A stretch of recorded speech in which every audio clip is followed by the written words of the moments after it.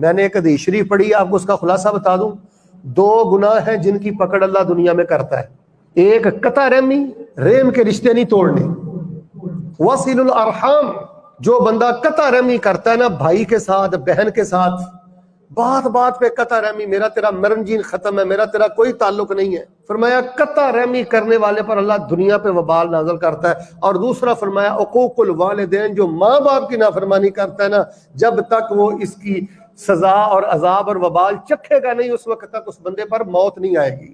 تو میرے پیارے بھائیوں، اگر آپ یہ چاہتے ہیں کہ اللہ تبارک و تعالیٰ آپ کے عمر میں برکت کرے، آپ کے رزق میں برکت کرے، اور اللہ تعالیٰ آپ کو مصیبتوں سے بچائے، تو پھر اپنے والدین کے ساتھ حسن سلوک کریں. بلکہ یہ دعا کیا کریں، رب ارحمہما رب ارحمہما کما ربیانی صغیرا.